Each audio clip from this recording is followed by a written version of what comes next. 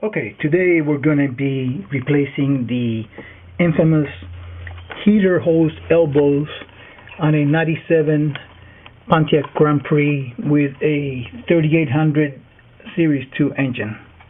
Some of them will have one, will use only one, such as this engine will only use this one here. The second one at the bottom, it's at the bottom of the belt tensioner. Is actually part of the belt tensioner in this model. So we'll be using only this one here. Some models will take both. This other one for the bottom of the belt tensioner. So in this case, the belt tensioner is actually has an elbow built in, which is cast right in, as part of the belt tensioner. So we'll be using only the one here. The thing we want to do is we want to, it's always a good idea, we want to remove the negative terminal of the battery, and as always we have our safety glasses on, and we'll take you use a 5/16 socket or open end or box wrench or combination wrench. So you want to not have any, make sure that there is no sparks around the battery. So anyway, we're going to take off the alternator bracket here. I'm going to be using a 13 millimeter or ½ inch. Either one of those should work.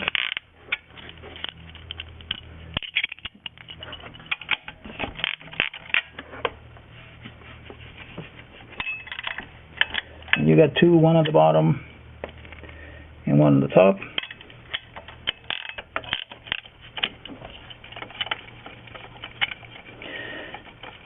And you want to use a semi-deep socket, or if you have the hollow Titan tools hexo drive, which go right through, a neat little item to have around. Or if you don't have either one of those, you can get your regular socket, and instead of putting it into the, you put it into the bolt, the nut first, and then don't push your ratchet all the way in like this. Do a mechanics trick. Just make sure it doesn't slip out of the socket when you do it, and then you get a little bit extra room when you're dealing with a stud. If you have a short socket.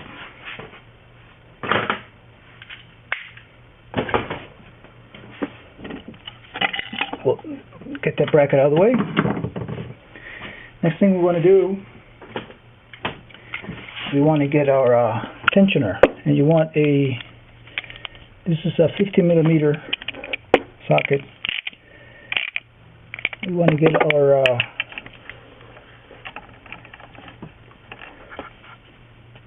take out our fan belt just from the tensioner. So you want to pull up on it.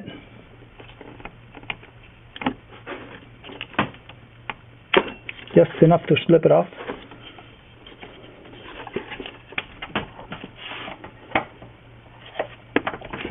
Like so.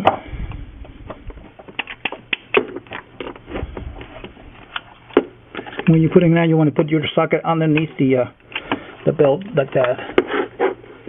We'll leave the belt just in place so we don't have to be threading it. And we'll keep it taut. We'll get it under the tensioner, and I'll use it to loop it over the coils in the back here, just to keep it out of the way and keep it from falling or anything. So that should give us enough clearance there.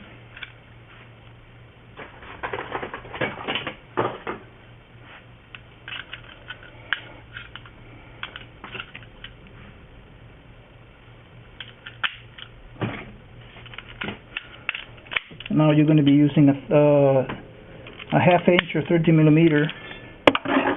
And you got a bolt here for the bottom of the alternator.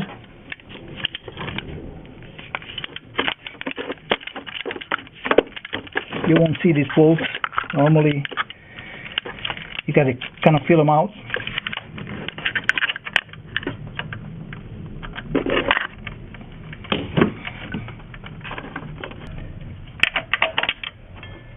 So that's this bolt for the bottom of the alternator. And we'll remove this stud as well. Here you're going to need a deep socket or your EXO drive.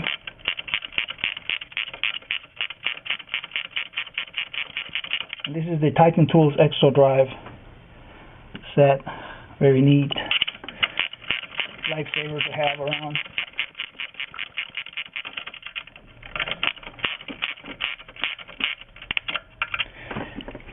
And remove the back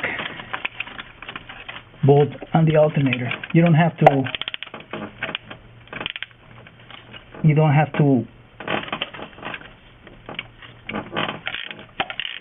detach any of the electrical connections on the alternator, because it would just be moving it out of the way. Saves you some time with that. You do need to detach the back bolt on the alternator. So the whole alternator bracket in the back.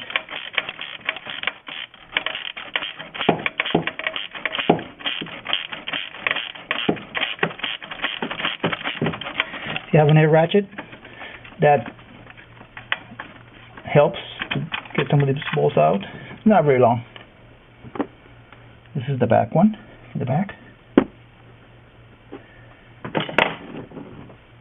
And we can simply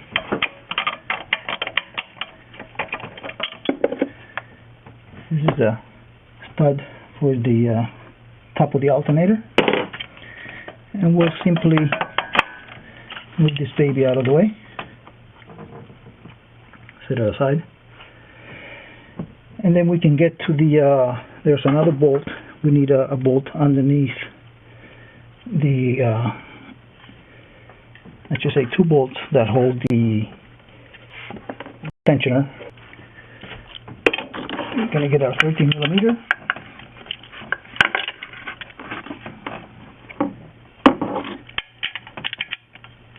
Down here, right underneath the belt tensioner, you have another one.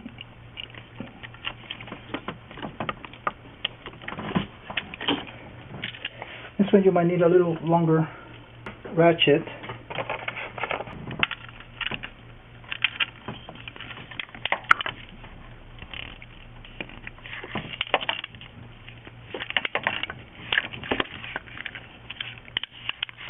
And there's one more underneath the heater hose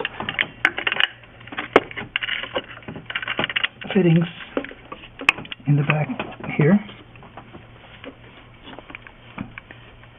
You also won't be able to see.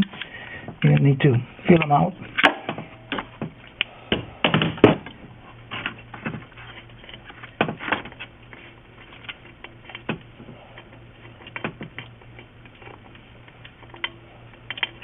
Down here, just below the lower heater hose fitting, which is this one here. You'll be using a ½ inch or 30 millimeter as well.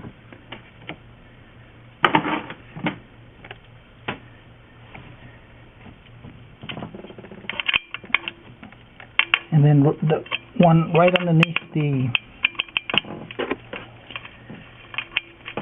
belt tensioner, just below the one you took out for the alternator. The belt tensioner on this car actually forms part of the alternator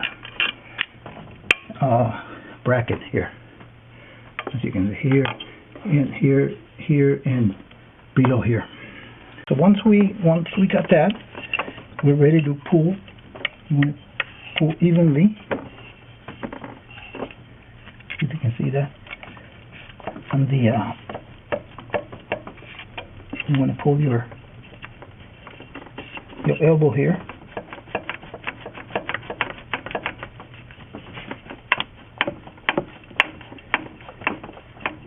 You want to wiggle back and forth, because especially on this car, since the bottom elbow is part of the tensioner, it's going to be the harder one to take out.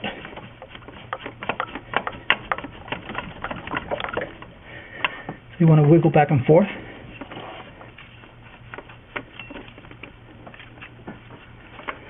You want to try to do it straight, because this one, a lot of times, especially with the higher mileage engines, see if I can get that out of the way for you. This one will break right at the manifold, and then you have to use a pick to pick out the other part, make sure it doesn't stay in there.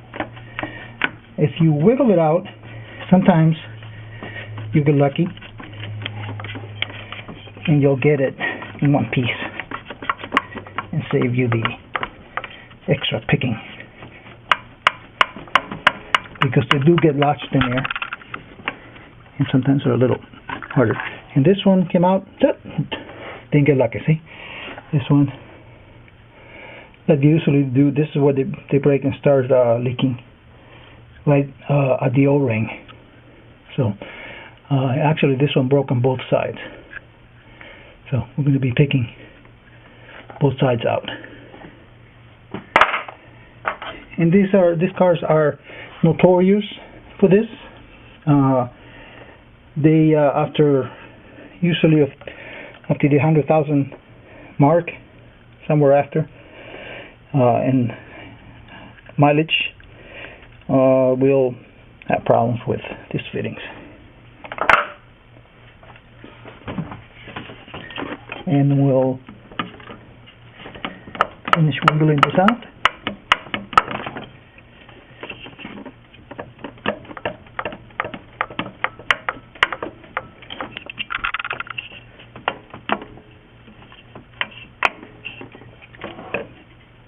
You may have to pry a little bit carefully. Some areas here to get this out with like a long screwdriver or a pry bar. And once you get it out, so you can replace the other O-ring or fitting, depending on your car. So you want to rock it back and forth a little bit, like that, and it will slowly start coming out. If you do have to do any prying, make sure that if you pry, don't pry on any of the plastic parts like the upper intake manifold or plenum, or even down on the lower intake manifold. Make sure you do something like on the pry against the cylinder head or some solid area. I try not to do any prying. If you just work it out, it'll come out. Be a little patient. And here's maybe you will see the O-ring in the insert, the part of the end of the end of the elbow that got stuck, and we'll have to dig that out. There's another part which you won't be able to see. It's down here inside the hole at the end of the lower intake manifold, and which is broke off of here. So we'll have to dig that out with a pick as well. And you want to use a pick to pick that out. Some sort of pick, such as this one or this one. So I think I'll be using this one here.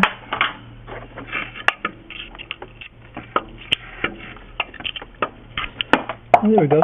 Because you don't want to leave those parts in there or push them in. You want to make sure you get them out. You don't want them floating around in there in your cooling system. And here's the other one. They pretty much look the same. Here's the O-ring and the part that broke off the plastic elbow. So once you do that, get that out. You want to make sure get a Scotch-Brite pad. Stole this one from my wife. I mean, I borrowed from my wife without permission. And you want to clean that out, all the remains of the old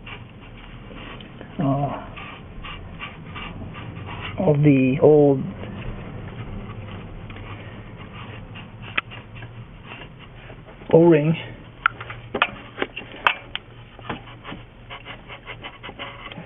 You want to make sure that's nice and clean in there.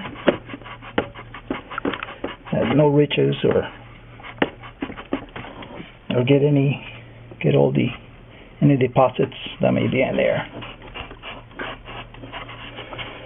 Just to make sure that the new O-ring has a nice,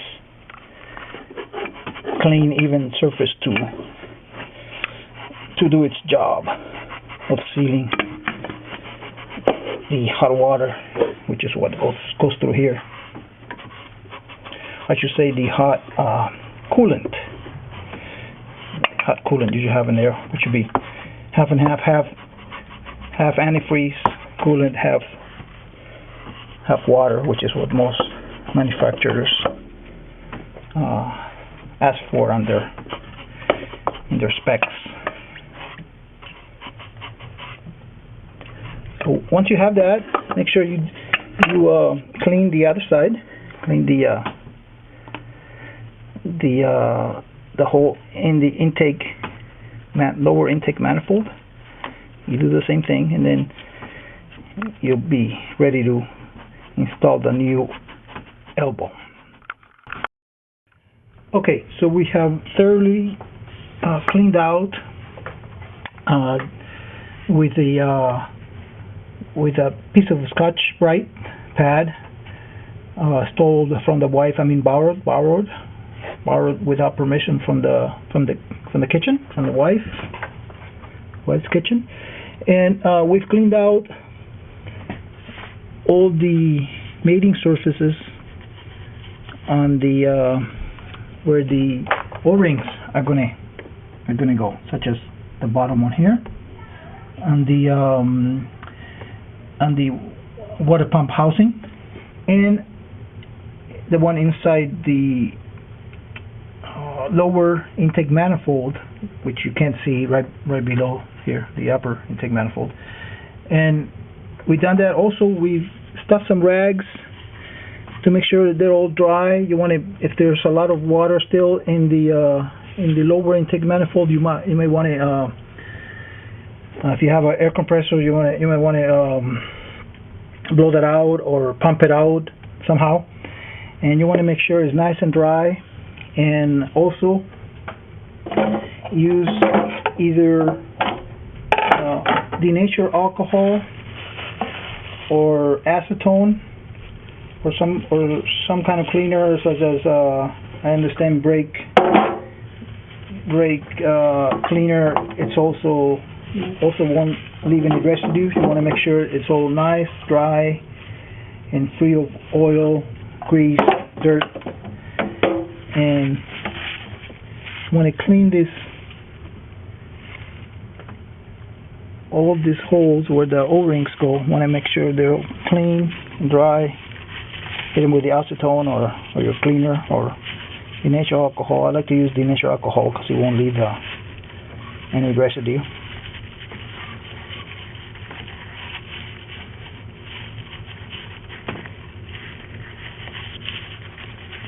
Use a clean rag or tissue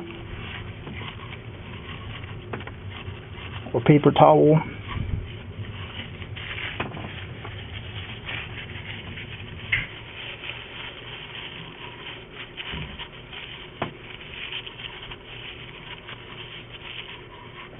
do that for all the holes.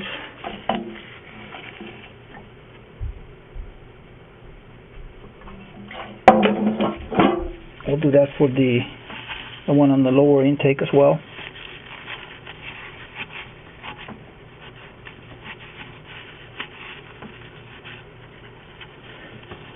And once you have that done,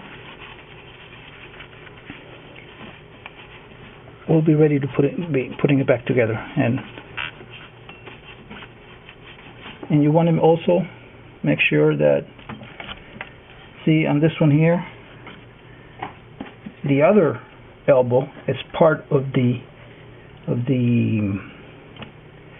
tensioner assembly. So you want to make sure that's all clean, also dry. You may not want to hit the O-ring too much with denature alcohol, because it dries it out a lot. And make sure you have an O-ring there. Clean it out first, and then get your O-ring in place.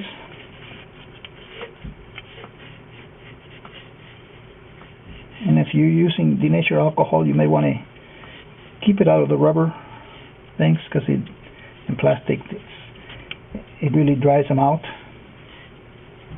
and attacks some plastics.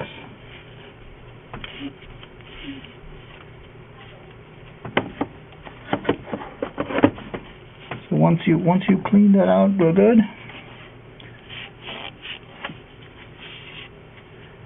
with your non-residue cleaner, acetone is another good one, it's a favorite. Have it all nice and clean.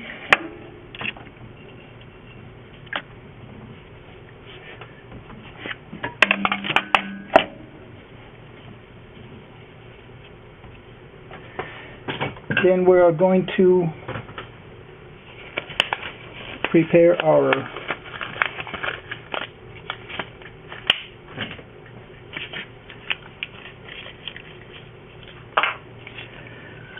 elbow with some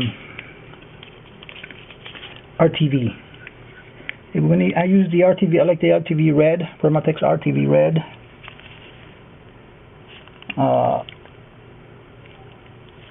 It's high temp. It's about up to 650 Fahrenheit gasket maker. So we're going to put some around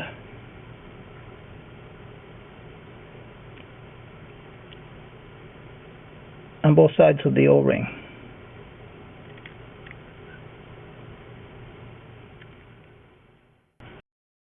Okay, so we've put RTV red silicone gasket maker around the both sides of the O-rings, and we're going to assemble them. We'll put our elbow into the tensioner assembly, and you want to be like in a 90-degree angle like this, because that's how it's going to fit on the inside the manifold. And then on the other part, there's never a problem, never heard of a problem with that area. And what I usually do, I put some Vaseline in here to make it easier for some petroleum jelly to make it easier when you put it in. And then we'll put this in place. Just being careful not to hit anything else along the way, so we can have our gasket maker, our silicone, the way we placed it on there. So you have to align both sides at the same time, like that.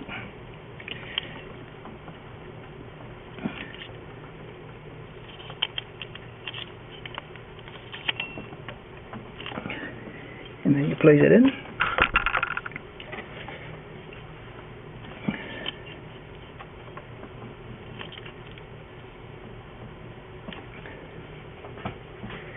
and we're ready to bolt it down.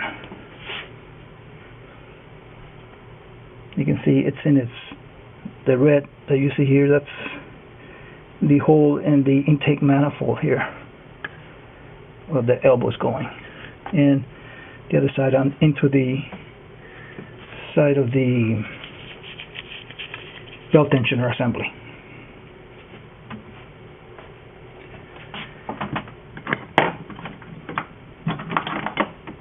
And then we'll start with our bottom bolts for the tensioner assembly.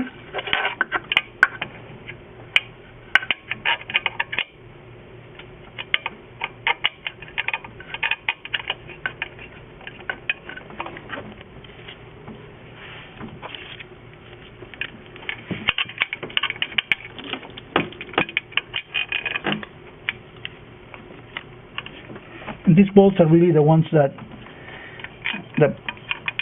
pull the assembly into place, and those two elbows. So you want to tighten them evenly.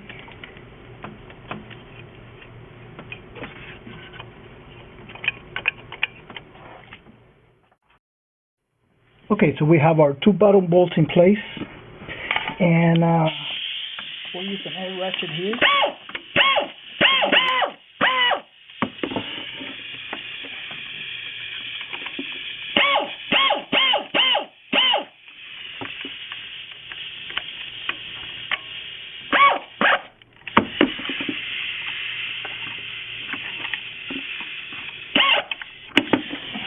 We got that, and then we want to get our and those two bolts actually pull in the whole assembly right into place in those O-rings where they're supposed to be. Okay, and as you can see, since we did not detach our heater hoses, we're ready to go in that respect. We're ready to put our alternator back. And this triangular area here and the alternator housing goes right on the middle bolt on the tensioner assembly.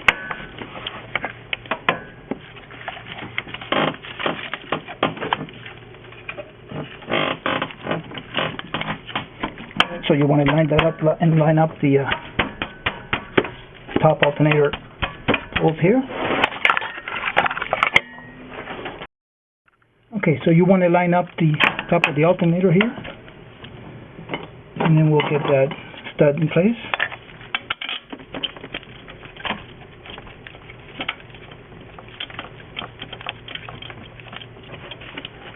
You just got to wiggle that back and forth a little to get it into place.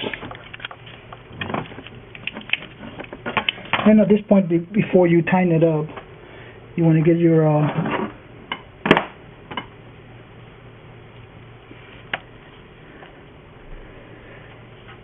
other long bolt, which is the bottom of the alternator, into place.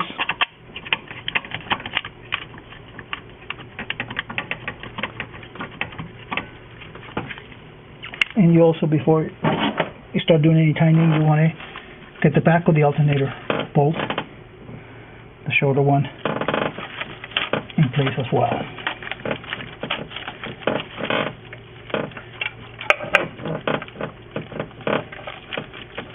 Make sure you don't drop it, because if it goes in the back of the engine, you might have a problem getting it, retrieving it.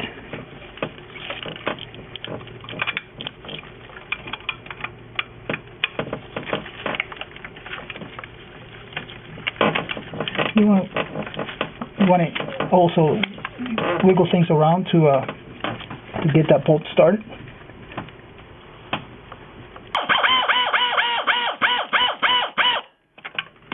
You want to get those snug first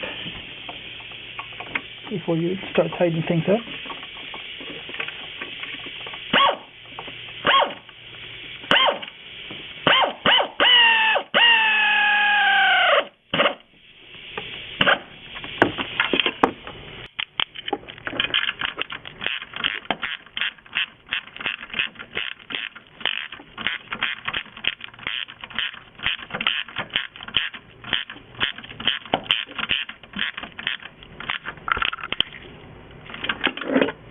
then you want to start tightening up everything, starting with the bottom tensioner.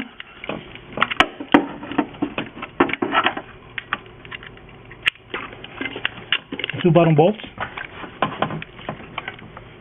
and tighten those evenly.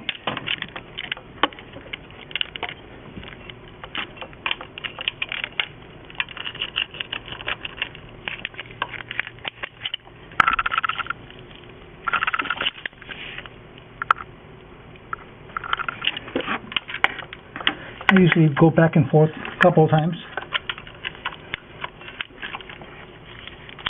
to get them evenly tightened.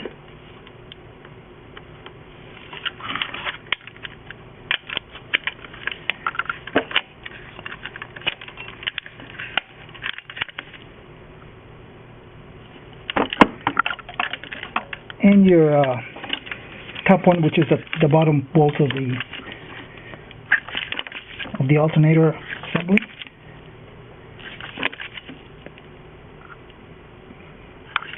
Get that tight. Take the stud, get that tight. And then we're ready for our alternator bracket. It goes, this side goes to the, you see it has this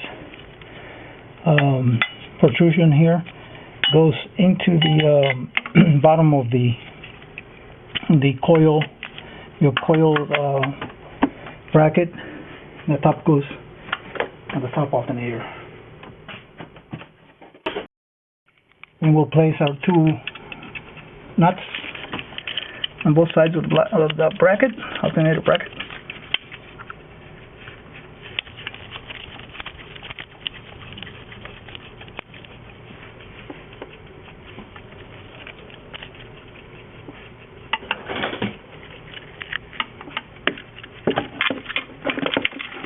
We'll get that tight.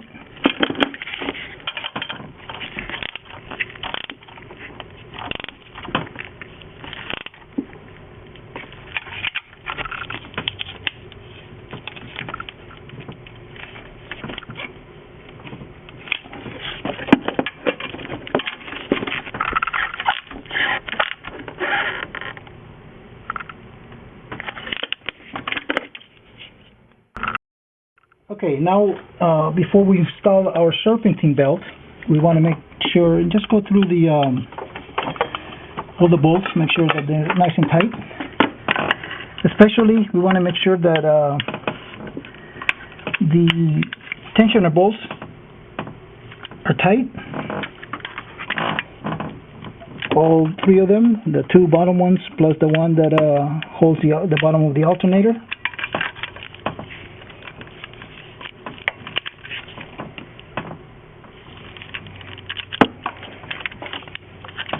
And we might as well check the back, the bolt in the back of the alternator as well for tightness.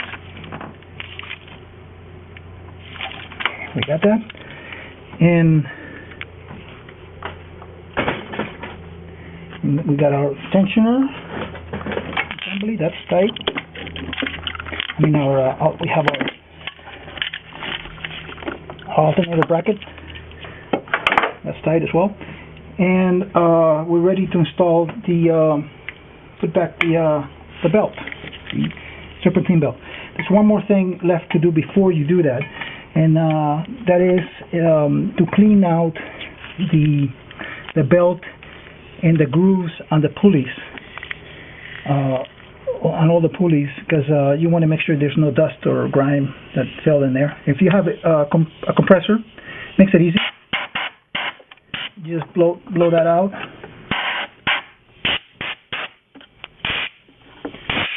Blow all the pulleys out.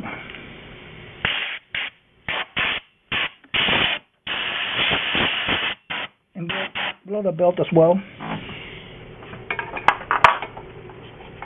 If any water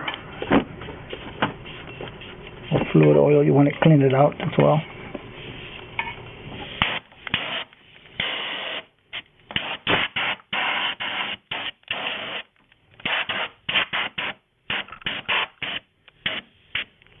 And if not, you want to get a brush or something to, if you don't have air and have a compressor, you want to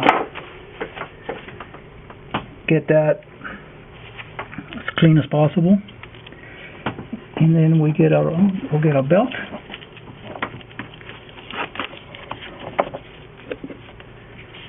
Put it back around the alternator.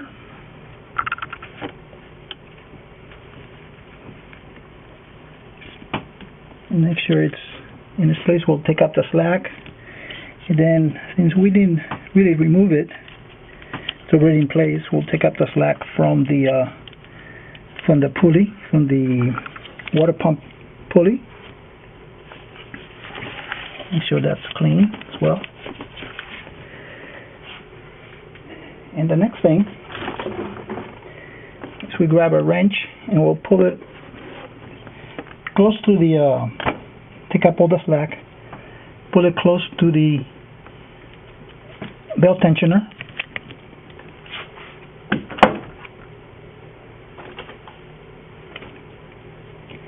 And we'll get our 15mm socket. Place it inside the belt and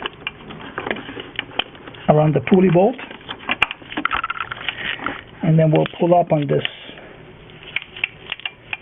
You want to kind of bring your ratchet down, pull up on the belt tensioner counterclockwise, and there it is, into place. And just double check that the belt is in the correct grooves around all the pulleys, alternator, that being the alternator of the crankshaft, your air conditioner, and your power steering pump, plus coming over the water pump pulley as well. And most of these cars have a nice little diagram, usually next to the right hand strut, or on the passenger side, McPherson strut, and it tells you, has a diagram of the actual belt tensioner, the way it's supposed to go. And once we have that serpentine belt in place, we just want to make sure, double check everything, double check, triple check. I would say, check one more time. Better safe than sorry. And we also don't forget to connect the negative side of the battery that you disconnected when you started this. And once you do that, also double check everything again. One more time, any vacuum hoses, any electrical connections you might have removed. And also don't forget to put in some more water and antifreeze, usually 50-50 mixture, so of coolant or antifreeze in your cooling system, and top that off. Remove all the air out of it. Most cars have a certain procedure for doing that. Usually you want to top it off, run the engine, let it warm up, and top it off again while the engine is running, and make sure that all the air is out of the system, and put in a nice check your radiator cap that it has the right pressure. If you're in doubt, auto parts stores sometimes can test it for you, and if in doubt, always it's an inexpensive item. You can put in a new one. On a last note, you may want to perform this job when you have some time to let the car sit for a while after you finish. The reason for that is the RTV silicone gasket maker, on the package it states that it fully cures in 24 hours. So it skins over in 1 hour, and then it fully cures in 24. So it may be a good idea to let it sit, to perform the job when you can let the car sit for a while, and to allow that silicone RTV to set properly. And on that note, that should be it, and hopefully this video was helpful, and thanks for watching. And as always, try to stay clean. Just try.